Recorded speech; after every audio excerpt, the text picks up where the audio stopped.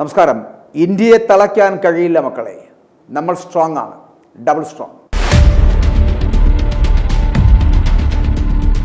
കഴിഞ്ഞ മാസം 26 വിനോദസഞ്ചാരികളുടെ ജീവനെടുത്ത പഹൽഗാം ഭീകരാക്രമണത്തിന് ശക്തമായിട്ടുള്ള തിരിച്ചടിയായി ഇന്ത്യ ഓപ്പറേഷൻ സിന്ദൂർ എന്ന രഹസ്യനാമത്തിൽ പാകിസ്ഥാനിലെ ഭീകര കേന്ദ്രങ്ങളിൽ വ്യോമാക്രമണം നടത്തിക്കഴിഞ്ഞു. അപ്പോൾ ഈ സൈനിക നടപടിക്ക് ലോകമെമ്പാട് നിന്നും വലിയ പ്രതികരണങ്ങൾ വന്നുകൊണ്ടിരിക്കുന്ന ഒരു സമയമാണ്. ഈ പ്രതികരണങ്ങൾ ശ്രദ്ധേയമായത് ഇന്ത്യയിലെ ഇസ്രായേൽ അംബാസിഡർ റൂവൻ എസറിൻ്റെ വാക്കുകളാണ്. ഇന്ത്യയുടെ സ്വയം പ്രതിരോധത്തിനുള്ള അവകാശത്തെ ഇസ്രായേൽ പൂർണ്ണമായി പിന്തുണയ്ക്കുന്നു. നിരപരാധികളെ ലക്ഷ്യമിട്ടുള്ള ഭീകരരുടെ ഹീനമായ കുറ്റകൃത്യങ്ങളിൽ നിന്ന് ഒളിക്കാൻ അവർക്ക് ഒരിടവുമില്ലെന്ന് തീവ്രവാദികൾ മനസ്സിലാക്കണം. ഇങ്ങനെ അദ്ദേഹം ട്വീറ്റ് ചെയ്തു. ഈ വാക്കുകൾക്ക് പിന്നിൽ 50 വർഷം പഴക്കമുള്ള ഒരു സൗഹൃദത്തിൻ്റെ ചരിത്രമുണ്ട്. ഒരു യുദ്ധത്തിൻ്റെ രഹസ്യത്തിൽ മറ്റൊരു കാലത്ത് രൂപം കൊണ്ട ഒരു ബന്ധം. 1971 ജൂലൈ മാസമായിരുന്നു അത്. കിഴക്കൻ പാകിസ്ഥാനിലെ, അതായത് ഇപ്പോഴത്തെ ബംഗ്ലാദേശ്, ആ ആകാശം വംശഹത്യയുടെ പുകപടലത്താൽ ഇരുണ്ടിരുന്നു. ജനറൽ യഹ്യ ഖാന്റെ ക്രൂരമായ കമാൻഡിന് കീഴിൽ പാകിസ്ഥാൻ സൈന്യം ബംഗാളി സംസാരിക്കുന്ന മുസ്ലിങ്ങൾക്കെതിരെ അതിക്രൂരമായ ആക്രമണങ്ങൾ അഴിച്ചുവിട്ടു. ലക്ഷക്കണക്കിന് ആളുകൾ അതിർത്തി കടന്ന് ഇന്ത്യയിലേക്ക് പലായനം ചെയ്തപ്പോൾ അന്നത്തെ പ്രധാനമന്ത്രി ഇന്ദിരാഗാന്ധി ഒരു നിർണായക ഘട്ടത്തിൽ എത്തിച്ചേർന്നു. എന്നാൽ അന്താരാഷ്ട്ര തലത്തിൽ കാര്യമായ പിന്തുണയൊന്നും ഇന്ത്യക്ക് ലഭിച്ചില്ല എന്നുള്ളതാണ്. അന്നത്തെ അമേരിക്കൻ പ്രസിഡന്റ് നിക്സൺ പാകിസ്ഥാനെയാണ് അന്ന് പിന്തുണച്ചത്. ഇന്ത്യ ആകെ ഒറ്റപ്പെട്ടു പോയ ഒരവസ്ഥ. ഈ നിർണായക സമയത്താണ് ഇസ്രായേൽ നിശബ്ദമായി ഇന്ത്യക്ക് ഒരു രക്ഷാമാർഗം നീട്ടിക്കൊടുത്തത്. ഔപചാരിക നയതന്ത്ര ബന്ധങ്ങൾ ഇല്ലാതിരുന്നിട്ടും ഇറാന് വേണ്ടി ആദ്യം മാറ്റിവെച്ചിരുന്ന ആയുധങ്ങളും വെടിക്കോപ്പുകളും ഇന്ത്യയിലേക്ക് എത്തിക്കുന്നതിനുള്ള ഒരു രഹസ്യ സൈനിക നീക്കത്തിന് ഇസ്രായേൽ പ്രധാനമന്ത്രി ഗോൾഡ മേയർ അനുമതി നൽകുന്നു. മോട്ടോറുകൾ, മറ്റായുധങ്ങൾ, ഇസ്രായേലി പരിശീലകർ എന്നിവ അതീവ രഹസ്യമായി ഇന്ത്യയിലേക്ക് അയച്ചു കൊടുക്കുന്നു. ഇസ്രായേലി പ്രതിരോധ നിർമ്മാണ രംഗത്തെ പ്രധാന വ്യക്തിത്വമായിരുന്ന ഷ്ലോമോ ജബ്ലു ഡേവിച്ചാണ് ഈ രഹസ്യ ഓപ്പറേഷന് ചുക്കാൻ പിടിച്ചത് എന്നുള്ളതാണ്. എന്നാൽ ഇതിന് ഒരൊറ്റ നിബന്ധനയേ ഉണ്ടായിരുന്നുള്ളൂ: ഇന്ത്യ ഒടുവിൽ ഇസ്രായേലിനെ അംഗീകരിക്കണം. എന്നാൽ 1992 പ്രധാനമന്ത്രി PV നരസിംഹറാവുവിൻ്റെ ഭരണകാലത്താണ് ആ ആഗ്രഹം യാഥാർത്ഥ്യമായത്. പക്ഷേ എല്ലാ പ്രതിബന്ധങ്ങളെയും മറികടന്ന് ആ സൗഹൃദത്തിൻ്റെ വിത്ത് പാകിയത് 1971 ഇന്ദിരാഗാന്ധിയുടെ അടുത്ത സഹായിയായിരുന്ന PN ഹക്സർ ഈ സംഭവങ്ങളെക്കുറിച്ച് രേഖപ്പെടുത്തിയിട്ടുമുണ്ട്. ഈ വിവരങ്ങൾ ഇന്ന് നെഹ്റു മെമ്മോറിയൽ മ്യൂസിയത്തിൽ സൂക്ഷിച്ചിട്ടുമുണ്ട്.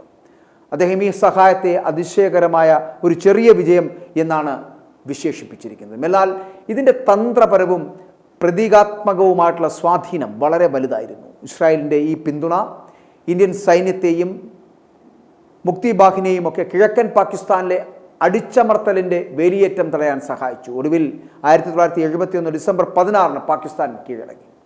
ബംഗ്ലാദേശ് എന്ന പുതിയ രാജ്യം അവിടെ പിറവിയെടുക്കുന്നു. ആ വർഷങ്ങളിലെ ഇന്ത്യയുടെ വിദേശ നയം സങ്കീർണമായിരുന്നു. പലസ്തീനോടുള്ള പൊതുജനങ്ങളുടെ പിന്തുണ, ആഭ്യന്തര മുസ്ലിം വികാരത്തെക്കുറിച്ചുള്ള ആശങ്കകൾ, അറബ് രാജ്യങ്ങളിലെ എണ്ണയെ ആശ്രയിക്കേണ്ടി വന്ന സാഹചര്യം എന്നിവ ഇസ്രായേലുമായിട്ടുള്ള ബന്ധത്തെ നയതന്ത്രപരമായിട്ട് കൂടുതൽ ശ്രദ്ധയോടുകൂടി കൈകാര്യം ചെയ്യുവാൻ ഇന്ത്യയെ പ്രേരിപ്പിച്ചുകൊണ്ടിരുന്നു. എന്നിരുന്നാലും ഗോൾഡ മേയറിൻ്റെ ആ ധീരമായ തീരുമാനം കാലക്രമേണ ഫലം കണ്ടു. നിശബ്ദതയിൽ നൽകിയ ആ വിശ്വാസം കാലം കഴിയും തോറും കൂടുതൽ ശക്തമായി വളർന്നു വന്നുകൊണ്ടിരുന്നു. തുടർന്നുള്ള ദശകങ്ങളിൽ ഇരു രാജ്യങ്ങളും തമ്മിൽ സൗഹൃദപരമായിട്ടുള്ള പല സഹകരണങ്ങളും ഉടലെടുത്തു എന്നുള്ളതാണ്. 1992 ആയപ്പോഴേക്കും ഈ ബന്ധം ഔദ്യോഗികമായി അംഗീകരിക്കപ്പെട്ടു. 99 ആ കാർഗിൽ യുദ്ധത്തിൽ ഇസ്രായേൽ ഇന്ത്യക്ക് നിർണായകമായിട്ടുള്ള പിന്തുണ നൽകി. 2017 പ്രധാനമന്ത്രി നരേന്ദ്രമോദി ഇസ്രായേൽ സന്ദർശിക്കുന്ന ആദ്യത്തെ ഇന്ത്യൻ നേതാവായി മാറി. ഇൻ്റലിജൻസ് വിവരങ്ങൾ പങ്കുവയ്ക്കൽ, പ്രതിരോധ സഹകരണം, ഭീകരവാദത്തിനെതിരായിട്ടുള്ള പോരാട്ടം എന്നിവയൊക്കെ അടിസ്ഥാനമാക്കി ഇരു രാജ്യങ്ങളും തമ്മിലുള്ള ബന്ധം കൂടുതൽ ശക്തമായി. ഇന്ന് ഇസ്രായേലിൻ്റെ പരസ്യമായിട്ടുള്ള പിന്തുണ ഇന്ത്യക്ക് നയതന്ത്രപരമായി ഒരു പ്രശ്നമേയില്ല.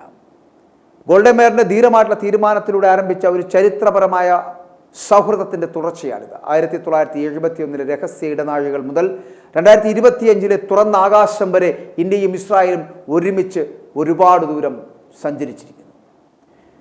ഇന്ത്യക്ക് മുന്നിലെത്താൻ പാകിസ്ഥാൻ എത്ര ശ്രമിച്ചാലും നടപ്പിലാവില്ല എന്ന് പറയട്ടെ. കാരണം ആർഡിഒയും ഇന്ത്യൻ നാവികസേനയും മൾട്ടി ഇൻഫ്ലുവൻസ് ഗ്രൗണ്ട് മൈൻ വിജയകരമായി പരീക്ഷിച്ചതോടെ ഇനി പാകിസ്ഥാൻ നാവികസേന ഇന്ത്യൻ സമുദ്രാതിർത്തിയിൽ പ്രവേശിക്കുന്നതിന് മുൻപ് ഒന്നല്ല ഒരു 100 തവണ ചിന്തിക്കേണ്ടി വരും. മൾട്ടി ഇൻഫ്ലുവൻസ് ഗ്രൗണ്ട് മൈൻ ഒരു നൂതന അണ്ടർ വാട്ടർ നാവിക മൈൻ സംവിധാനമാണ്. വിശാഖപട്ടണത്തുള്ള നേവൽ സയൻസ് ആൻഡ് ടെക്നോളജി ലാബും DRDO ലാബും സംയുക്തമായിട്ടാണ് ഇത് വികസിപ്പിച്ചെടുത്തിട്ടുള്ളത്. ഈ പുതിയ ഗ്രൗണ്ട് മൈൻ ഇന്ത്യൻ നാവികസേനയുടെ ശക്തി വളരെയധികം വർദ്ധിപ്പിക്കും. ശത്രുവിൻ്റെ സ്റ്റെൽത്ത് കപ്പലിനോ അല്ലെങ്കിൽ അന്തർവാഹിനികൾക്കോ ആകട്ടെ ആർക്കും തന്നെ ഈ മൈനിൽ നിന്ന് രക്ഷപ്പെടാൻ കഴിയില്ല. കടലിൽ മൈനുകൾ സ്ഥാപിക്കുന്ന ജോലി പതിറ്റാണ്ടുകൾ പഴക്കമുള്ളതാണ്. അങ്ങനെ ഇന്ത്യൻ നാവികസേന എന്ന് പറയുന്നത് ഇതുവരെ വ്യത്യസ്ത തരം മൈനുകൾ ഉപയോഗിച്ചിരുന്നു. എന്നാൽ ഇപ്പോൾ ഒരു മൈനിൽ തന്നെ വ്യത്യസ്തമായിട്ടുള്ള മൈനുകളുടെ സവിശേഷതകൾ സംയോജിപ്പിക്കുന്ന രീതിയിലേക്ക് എത്തിയിരിക്കുന്നു. ഉദാഹരണത്തിന് ഇതൊരു 3 തരം സെൻസർ ഇൻപുട്ട് സാങ്കേതിക വിദ്യയിലാണ് പ്രവർത്തിക്കുന്നത്. അതായത് കാന്തിക, ശബ്ദ, മർദ്ദം എന്നിവയൊക്കെ കൂടെ അനുസരിച്ചുകൊണ്ടുള്ള പ്രവർത്തിക്കുന്ന ഒരു സംവിധാനം. ഇത്തരത്തിൽ സാങ്കേതിക വിദ്യയിൽ വളരെയധികം മുന്നോട്ട് കുതിച്ചിരിക്കുന്നു ഇന്ത്യ എന്നുള്ള കാര്യം മറന്നു പോകാതിരിക്കാൻ ഒരു ഓർമ്മപ്പെടുത്തലായി പറയുന്നുവെന്ന് മാത്രം. അങ്ങനെ ഇന്ത്യയെ വില കുറച്ച് കണ്ടിരുന്ന രാജ്യങ്ങളിൽ നിന്ന് ഇന്ത്യ എത്രയൊക്കെയോ മുന്നോട്ട് സഞ്ചരിക്കപ്പെട്ടിരിക്കുന്നു എന്നുള്ളതിൻ്റെ തെളിവുകളാണ് ഞാൻ ഈ പറഞ്ഞതൊക്കെ. സാക്ഷ്യങ്ങളാണ് ഇതെല്ലാം. പല സാങ്കേതിക വിദ്യകൾ ഉപയോഗിക്കുമ്പോഴും അതിനകത്ത് രൂപപ്പെടുന്ന പലതരത്തിലുള്ള സംവിധാനങ്ങൾ അത് ഉപയോഗിക്കുവാൻ കഴിയുന്ന തരത്തിലേക്ക് പല ബന്ധങ്ങൾ ഉടലെത്തു കഴിഞ്ഞു. നരേന്ദ്രമോദി സർക്കാർ രാജ്യം ഭരിച്ചു തുടങ്ങിയതിനു ശേഷം മറ്റു രാജ്യങ്ങളുമായിട്ടുള്ള അടുപ്പം എന്ന് പറയപ്പെടുന്നത് കുറച്ചുകൂടി ശക്തമാക്കിയിരുന്നു. വിദേശ ബന്ധങ്ങളടക്കം ശക്തമാക്കിയിരിക്കുന്നു. അങ്ങനെ ഇന്ത്യ നയതന്ത്ര ബന്ധങ്ങളിലും വിദേശ ബന്ധങ്ങളിലും അഗ്രഗണ്യ സ്ഥാനങ്ങളിലേക്ക് എത്തുന്ന ഒരു സാഹചര്യം ഉണ്ടായിരിക്കുന്നു. ആ മേഖലയിലേക്ക് കൂടുതൽ കടന്നു വരുവാനും ഇന്ത്യക്ക് കഴിഞ്ഞു എന്നുള്ളതാണ്. അപ്പോൾ ഞാൻ ഇത് പറഞ്ഞു വെക്കുന്നത് 1971 ഇസ്രായേലുമായി ആരംഭിച്ച ആ ഒരു ബന്ധം, ഒരു സൗഹൃദ ബന്ധം ഇന്നും പല രാജ്യങ്ങളുമായും, അന്ന് ഇന്ത്യൻ പ്രധാനമന്ത്രി ഇന്ദിരാഗാന്ധി ആയിരുന്നുവെങ്കിൽ 2025 നരേന്ദ്രമോദിയാണ് ഇന്ത്യ ഭരിക്കുന്നത് എന്നുള്ളതാണ്.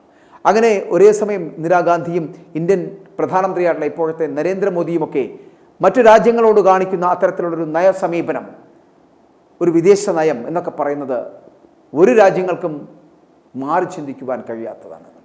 അത്തരത്തിൽ ശ്ലാഘനീയമായ പ്രവർത്തനങ്ങളാണ് നമ്മുടെ പല പ്രധാനമന്ത്രിമാരും ഇന്ത്യക്ക് വേണ്ടി കാഴ്ചവെച്ചത്.